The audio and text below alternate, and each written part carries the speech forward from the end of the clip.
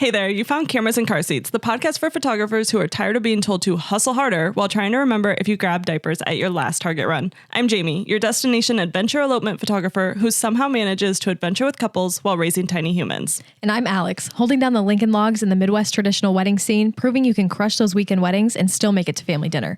If you're editing in the pickup line, scheduling client calls during nap time, or just trying to figure out how to run a profitable photography business without sacrificing your family life, you're in the right place. We're dropping real, actionable advice that actually works for mom photographers. No bro marketing, no toxic hustle culture, just two photographer moms keeping it real about making this whole business thing work while raising our families. So grab your watered down iced coffee. Ignore that pile of laundry for another hour or day. And let's dive into today's episode. Today, we wanted to welcome our guest, Lindsey, to Cameras and Car Seats. Lindsey is a financial therapist, coach, licensed mental health professional, wife, and work-at-home mom of two. As someone who has done the work of transforming her relationship with money, overcome childhood trauma, endured the loss of a pregnancy, and suffered from postpartum anxiety and depression, she knows that life can be extremely difficult. Today, she's going to share her expert insight and tips on how to feel in control of your money, heal your money mindset, and how to deal with finances as a busy entrepreneur and mom. Welcome back to the show, everybody. Today we have a guest on. Her name is Lindsey. And Lindsey, can you tell us a little bit about who you are and who you serve and your journey? Yeah, for sure. So I am Lindsey. I am your favorite financial therapist. And essentially, I provide cognitive behavioral therapy, and I merge that with financial education. And so I work with individuals and couples. Right now, I probably actually have a solid 50-50 split. But a lot of what I see is entrepreneurs with variable income, particularly, which adds, an extra layer of complexity to finances, which we a lot of times already have crazy money trauma with or whatever. And we just work through kind of some of the habits that we have and changing those root cause issues of, money mismanagement. And then we get you going on having a much healthier relationship with money. Oh, that is good. Because I'm just like, yes. Yeah, I know. Jamie and I were talking. We were like, this is basically kind of like our own little coaching call that people are going to listen to. We're just going to treat this as a so, coaching call. Yeah, this is so fun. I love it because it is definitely hard as an entrepreneur to shift your money mindset and start managing that instead of having somebody else deal with that when you don't have to work for yourself. Also hard as a mom and as a woman because I feel like, taking on the patriarchy.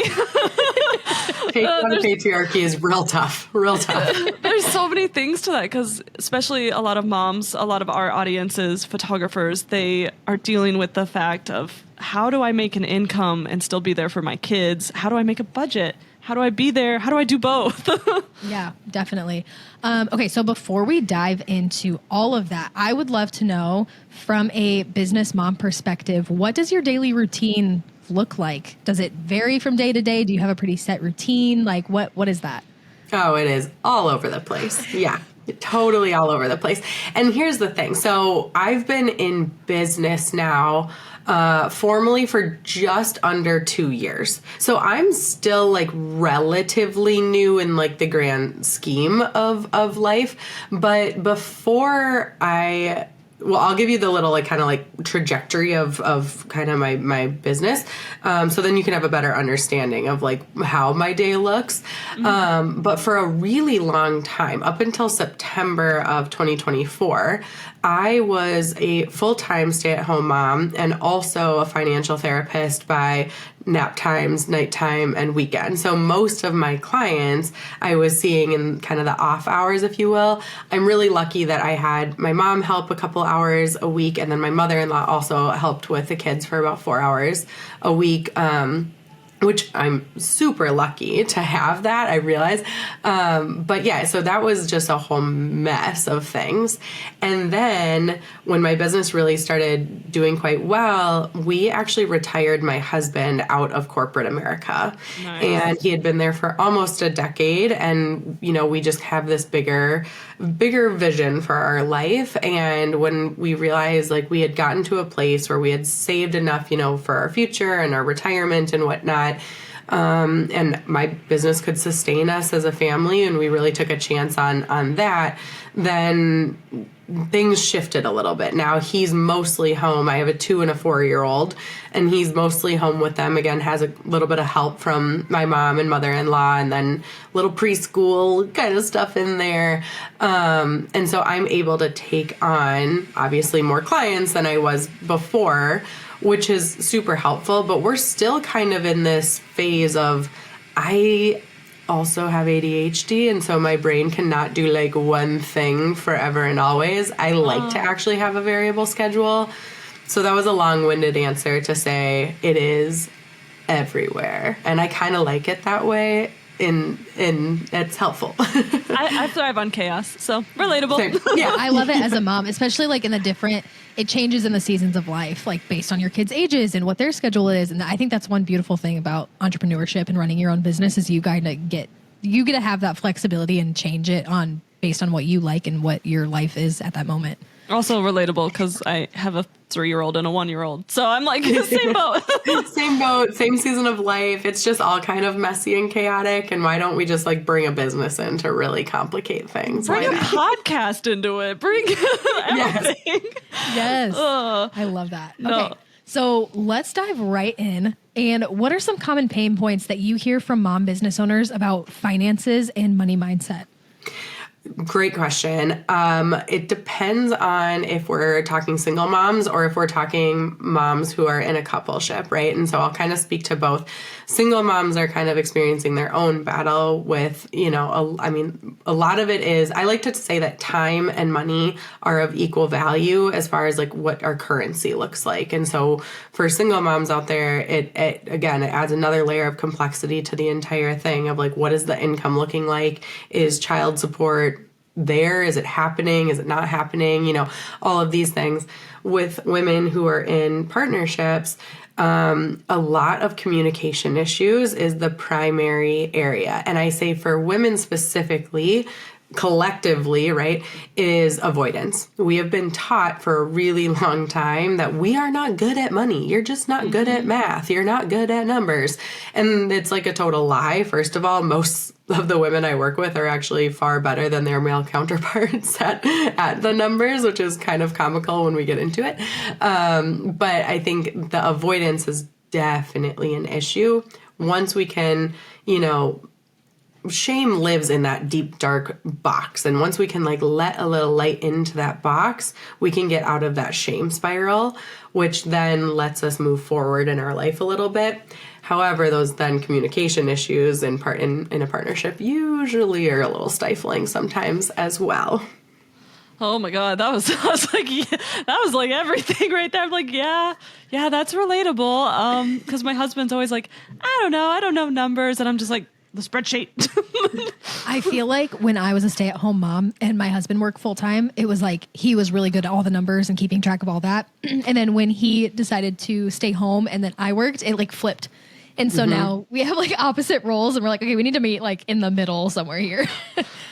Totally. Well, and I always encourage couples to have money dates. Like same thing. Like for a long time, my husband and I argued about money because he was a saver, I was a spender, or he was a saver that liked to spend on lunch at the office, or he was, buying duck decoys. And I was like, well, we don't need those. That has no benefit to me, right? Or I was getting a massage and same thing for him. So like that disagreement or our priorities were just different.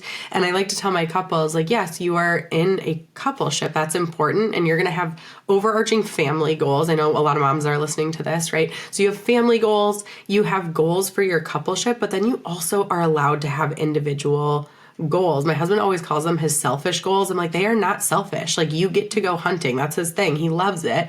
Do it, right? But we need to have some guidelines around what that looks like. And so I encourage, this is not like a set in stone, this is right for every single couple situation, but for a lot of couples, this makes a lot of sense, right? That if you do have two incomes coming in, both go into the joint checking account, right? And then you both also have individual checking accounts, and you have an agreed upon equitable number that you both are getting deposited into your individual checking accounts. And that's your money to manage, right? So I like to spend my money on going on girls' trips, on doing dinners with my friends, on those massages that I talked about, on Starbucks. I love all that stuff. That my husband has nothing to do with, doesn't care about, right? And in his, he likes to spend his money again on a duck hunting trip, on decoys, on waiters, on whatever the hell else he buys. I don't know. But we know what that number is, and we talk about our money often. We have money dates once a month, sometimes usually twice a month. We have like a main date that's like a 20-30 minute date, and then we have a quickie, halfway through the month, and talk about our money there and just do our little adjustments. But there are times where we're like, okay, income is up, let's like maybe turn up the dial on those individual shame-free spending accounts. And other times we're like, man, we're just going to turn the dial down on that a little bit. And we keep a pulse on it, and it's a way to mitigate so many fights. Like I honestly could not tell you the last time he and I fought about money, because we have practiced this method so much, and now it's easy for us. I love that so much, because we personally have like just a joint account, and then that's it. Like we have our joint account and then like business accounts and such. But I love the idea of having your own like personal money, because then there's also like that guilt-free-ness of it, like, well, I wanted to get this, but I don't know. And then it kind of feels like you're there. It's just like a gray area sometimes. So that's just super smart. Honestly, I've never had a joint check. I don't know if I should be admitting this, but like we have always kept our stuff separate. And I'm like 9 years together. We've never had a joint account, but I'm like, that could actually, I'm like blowing my mind right now. So I'm just like, that's so fascinating. Because I remember when we had certain issues, it was like, well, I wanted to go do this, but is it okay if I spend this money? Even though technically we've talked about the budget, it kind of eliminates that like need to ask permission in a way, because you've already talked about it and you've budgeted it, and it's going into your accounts from the account. Well, I also think from an entrepreneur standpoint, when you make money and then you're like, okay, this chunk goes to taxes, right?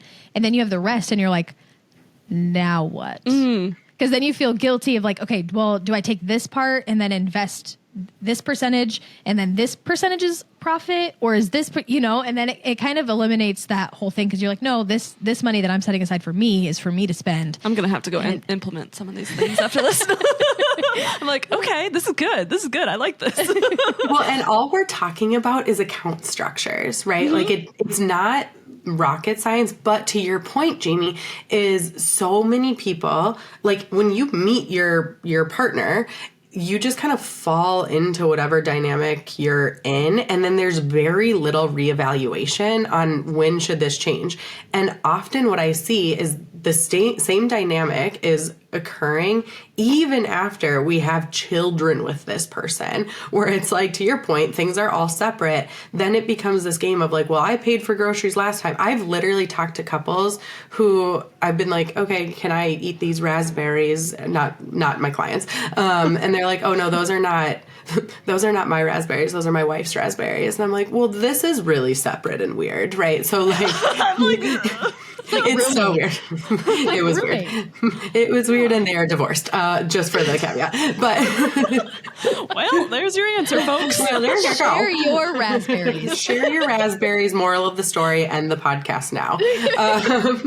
But really, what happens is we truly don't evaluate like how money is moving through our house together as a couple, and yet money is one of the biggest things that's happening in a coupleship. But we are, again, taught that we should not talk about money. It's taboo. We should avoid it even with our partners. And it creates this whole level of dynamic. So yes, to your point about how money flows through the house, is like money comes in, right? This is our gross number that we're getting. Set money aside for your taxes, leave money available for your operating expenses, but then you're paying yourself. That's how you're sustaining a livelihood. And so we have to have a pulse not only on our business finances, but what's trickling then into our personal finances and how we want that structured in your, and again, every couple might look a little bit different, but for the most part, you are a couple, and like it or not, you have a prenup established by the state. It is a prenup of whatever the agreement is. So unless you have a different prenup, you have a 50-50 obligation in your house. Like the state sees you as one in Minnesota and a lot of other places. So like, right. So like, then we need to like treat our money as such and then decide how we want to see the future, like long-term future for ourselves, but also how the present is also working. I love that. That's so, like, literally, I'm like, this is so good. I'm like, yes. I feel like a lot of it, too, probably has to do with, like, so Daniel and I have always done, like, joint everything together, but we got married at 18. So basically, we were, like, we met so young that we were, like, unhealthily codependent. And so everything that we did was together anyway. And I bet that's, like, different for people who meet, who were, like, had the time in their life where they were independent, and then they have to merge their independence together. See, and that's where I feel like I struggle, because I'm like, I'm Miss Independent all the time. And I'm like, I don't. So I'm like, okay, this is good. Jamie, we're going to work on this later. It's uncomfortable to change it, right? Either way, like, no matter which dynamic you're in. And to your earlier point about the permission, like, I like to think of my couples as equal partners. I know it's crazy, but if we're equal partners, that means that I am not going to my husband for permission. In fact, I just had to get my tires. There was like a slash in my tire. It was really weird. But the tire guy was like, call your husband, ask for permission. I don't want you to get in trouble. And I really had a heyday with that one. I was like, I'm just going to stop you there, sir. And I literally was like, I am a financial therapist. I know my numbers. I am going to ask my husband for his opinion on the matter, not his permission on the matter. Yes. And then I ended up getting a giant discount on my tires because the guy felt like a dick. And I was like, well, you are. So there you go. I feel like my husband would have like been like, she's good. Just do what she wants. Why are you calling me? Yeah, it was weird. But that's what happens with Daniel us would have been all the like, time. why are you taking your car in somewhere? That's going to cost X amount of money. I'm going to fix it myself. Oh my gosh. Okay, so I would also love to know now, what are some common misconceptions about finances? That it's hard. Period. That it's hard. It's not, I wouldn't say it's easy, but I would say it's simple. It is far more simple than we make it out to be, especially like the investing stuff, as people are constantly like so scared to invest, and they make it out to be this thing that like only rich people invest their money. And I'm like, no, that's actually how you get rich, right? Like, so I think there's just a huge lack of education. And again, it's this weird thing that like we are not taught money. Oftentimes we weren't taught money in our homes. We weren't taught money growing up in school. And so then you turn 18 and you're like, okay, well now I should just understand how money works. And then you're really hard on yourself for not totally understanding how money works. And then you think, you're scrolling on social media and you see everybody else living their lives and you're like, well, they all understand how money works. And so now I'm the problem. And then that shame box just keeps getting filled, instead of really taking any type of action on what the education looks like. Now, sometimes taking action can be really challenging because of the experiences that you have once had.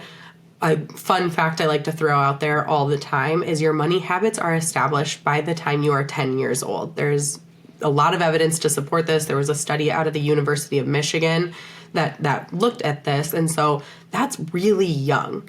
The good news is your money habits can be changed, but we have to have the wherewithal and the self-awareness to do that. And it's not always an easy thing. And so then to those people, I say, if you can't find the education on your own, then you need to find your support people who can help you on your journey. And that's huge. Okay, I love that you brought that study up, because one of my questions that I had down was how your financial decisions and everything impact your children and like future generations. It's a great question. And if you think about the money messages that you received while you were growing up, for a lot of us, and this is kind of a generalized statement, but for a lot of us as millennial women, we were taught things like, we can't afford that. It was something we heard all the time. Money doesn't grow on trees. Money is the root of all evil, right? These are common messages that we got. And I have a very strict rule in my house. We never tell our kids we can't afford that, because the reality is we actually can afford whatever it is that they are asking for. a Barbie, I can afford that. Am I choosing to buy that day, or am I prioritizing that? No. And so, not always, right? And so that's the language then that I use with my kids instead is, oh, we're not prioritizing that right now. And if she, my 4-year-old, my 2-year-old's kind of just like chilling. But my 4-year-old has so many questions, which is amazing. And so we talk about money openly in my house all the time. And I, again, speak in the language of priorities. And like right now, we are prioritizing a big vacation. So extra money that we have means it's going to that vacation. Or I'll hold a family meeting and we pass around literally a talking stick, which is a paintbrush typically that my daughter chooses. And we go around the circle and we say one thing we're grateful for. And then we talk about whatever we need to talk about. Sometimes it's simple as like, what are your weekend plans? And other times it's like, hey, we want to plan a big, huge trip to Costa Rica, which means we're probably going to not be going to restaurants as often. How does everyone feel about that? And then we show pictures of Costa Rica. And my daughter's like, water, beach, sand. I would like to go. Literally, this just happened. She was like, can we go tomorrow? And I was like, well, we got to save. And so we're going to go next year. And we talk about it like that. And so it gets to be a fun conversation rather than something about restriction or deprivation and like a negative thing, right? I love that so much. It's so funny. So I was at Home Goods with he's almost 4. He'll be 4 next month. And 4-year-old at Home Goods, Mom, look at this. Look at this. It was like a nutcracker. And he's like, can we get this? I really want this. And I'm like, well, let's go home and talk to Daddy about it. And let's just see what we want to do. And maybe we'll put this on the list of things and we'll talk about it. And he's just like, oh, okay, Mommy. Like, I feel like it's so funny because like you watch other people watching you have conversations with your toddler in the store and they're like, how did you just, and I was like, I don't know. I like subconsciously doing everything you just said. Yeah. Well, growing up, like, I don't remember my parents talking about money at all, ever.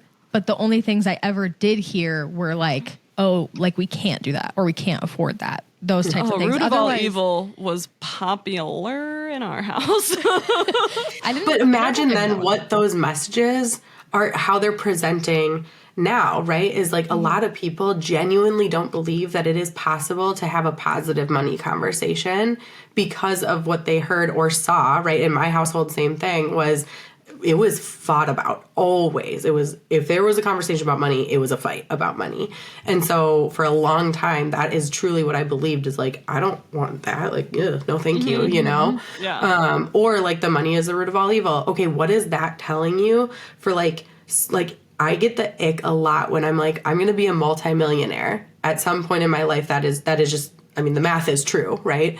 And a lot of women immediately are like, oh my God, no, because they were told that having money or money is the root of all evil or having money makes you greedy or makes you these things. And the reality is money is an amplifier. Money is a magnifier. So if you're already a kind, generous human being, guess what? If you have a lot of money, you will also still be a kind and generous person. So I think it's just unfortunate that these messages were passed down and confusing and, added all this extra muck that we kind of need to wade through in order to like let money come in easily, have an abundance mindset, all of these different things. Yes. I think when I started my business, it was so easy for me to be like, okay, here's money. I'm going to like chipmunk it. I'm like stuff it everywhere. Like nobody touch it. It's not going anywhere. And then like the last couple of years, it's been like, okay, no, I need to look at money like fluidly because like it'll go out, but it'll come back in. And I feel like for me, when I stopped looking at it as like something that I needed to like hold on to for dear life. And I was like, oh yeah, like this thing might be an investment or this thing might cost a lot, but like it'll come back around. And I feel like that was such a freeing feeling to not feel like I was like living in this constant like death grip. Yeah, that scarcity mindset is really detrimental in a lot of ways. So that's huge that you've done that work for sure. I'm trying to think. I'm like, man, you're just calling me out on certain things. Well, how do you feel like as moms and entrepreneurs, moms can set themselves up financially for success? What do you mean? How can we do that? Or what's your like question? what are some like big steps or like mindset tips that mom entrepreneurs who might be struggling with that money mindset or anything? Like what are some things that you think could be like freeing to them or help them? Yeah, I think a really good place to start is asking yourself what's working and what isn't working. And so if there are things that are working for you, like there's some moms who are crushing it out there as far as like, yeah, I do my meal planning really well, which means my grocery budget is like locked down and I know that, right? Like maybe that's something you're really good at. But then there's other things such as maybe the communication with your partner or the feeling like you need permission to buy stuff or, like there's other things that aren't working well. Ask yourself that first. And then I would say go back to that account structure and figure out like what is going well here and what isn't, right? I am a solutions focused brief therapist. So I am not the therapist who's doing really deep inner child work with you and interconnected family systems. Like that's not my lane. Really great work. For me, it's more like, okay, presenting problem, again, what's working, what isn't working. Then we look at how you grew up around money. Important to know and to maybe start pulling out some of those patterns, but I don't dwell. I don't sit there very long. I'm very action focused. And so then we look real quick into the numbers of like, what are you bringing in? What is going out? How do we need to be structuring this differently? But I always start between that, before getting to the numbers, I should say I always start with goals because I think I call them your North Stars, because when you can have those guiding lights into how you want to then make purchasing decisions, that's a whole different ball game, right? And so then it's way easier to be like, oh yeah, I actually don't want this thing. I'm not going to DoorDash dinner tonight and charge, extra on my card because it's not actually aligned with whatever my guiding lights are right now, whether that's to get out of debt, to save more, to build your business or scale your business or to invest back into your, right? Like there's so many different things and your goals should be different than my goals, right? So everybody has those unique North Stars. And then getting into like, how do we paint the picture to make sure that or lay those stepping stones really to make sure that you're getting to where you want to go. So, I guess I hope that answers your question. No, it does. Yeah, it does for sure. Because we were just talking about how in your photography business, you can't grow what you don't track. So you can't change if you don't know, you have to lay it all out there, black and white. And then that's where you can start to see the problems, the missteps, okay, this is working, this isn't. How can we fix this? If this is working, let's grow that. Yeah. It's almost like when you're tracking calories, right? You're like, I don't understand why I'm not losing weight. I don't eat that much. And then you start tracking everything. You're like, actually, girly pop. Look at that. It is. It's such a beautiful parallel. A health journey and a financial wellness journey has so many similarities. And I think it's actually because if you think about it, your health, your money, and your kids are the three things that impact every single decision you make, right? If you want to leave your house to go grab a cup of coffee with a girlfriend, say, you first ask yourself, are you healthy enough to do that? And if you are healthy enough, it's just kind of assumed. You don't really think about it. But then you ask yourself, can you afford it? Can you afford the gas to get there? Can you afford the cup of coffee? And then if you can afford it, you are like, well, are my kids coming or are they not? And if they aren't coming, who is watching the kids? And if it's a babysitter, then you go back to question number 2 of, can I afford the babysitter? And it's this never ending cycle of that's how the thought process is actually working. And that's how we have to commit to things. And so I think, those parallels of this is what it looks like to be healthy. This is what it looks like to take care of yourself.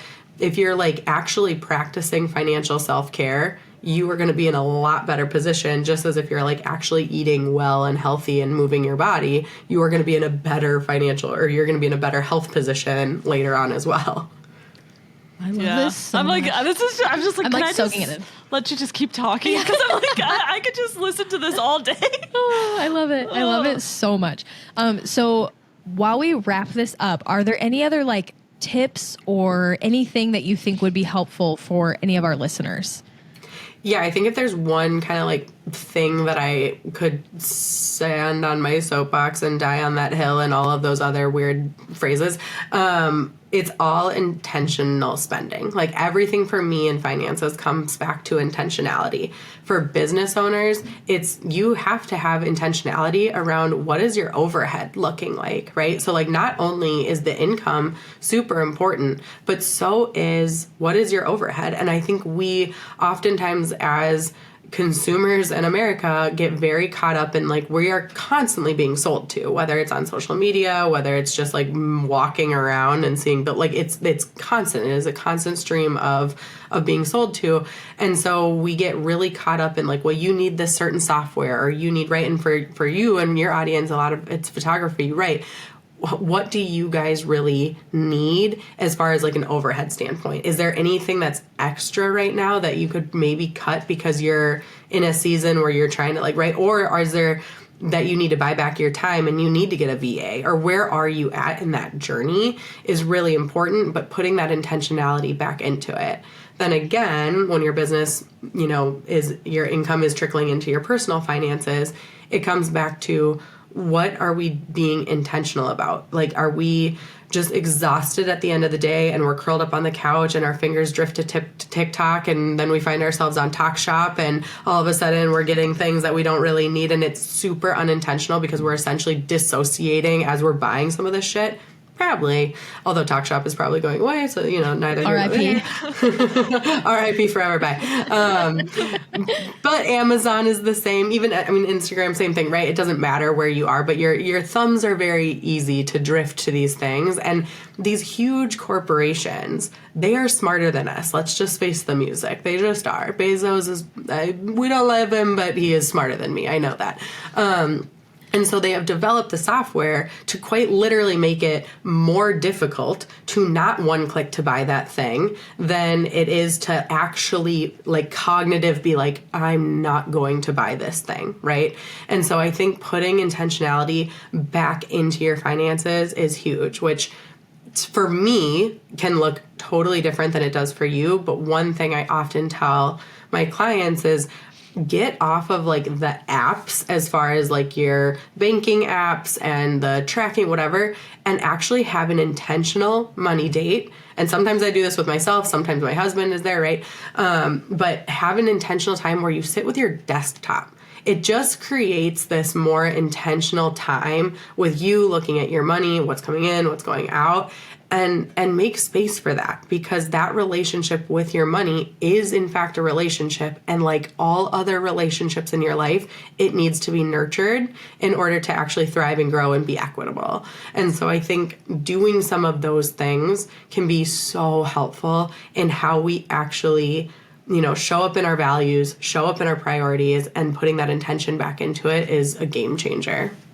I can definitely agree to that because it's one of my favorite things to do is just like when we spreadsheet, I lay everything out in the spreadsheet and like there's a spending log and I'm like, I spent how much on this? But like I have like sinking funds and it has like different categories between sinking funds, wants, needs, like everything like that. So it literally lays everything out and like how much did you want to spend? How much did you actually spend this month? And well, like what things make you happy to spend on money and like what things don't make you happy, and then you kind of feel guilty about buying that. So it's like, TikTok shop. It's like, oh, I probably shouldn't have bought that. But like for me, I've noticed my money habits. Food makes me happy. I like spending money on food. But like I feel like I'm just curious. I know we said we were wrapping this up because it's like I had one more question, I swear.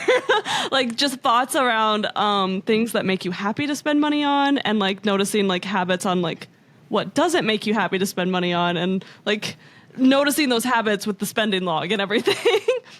Oh, it's huge. And it comes back to, right, your baseline level of happiness.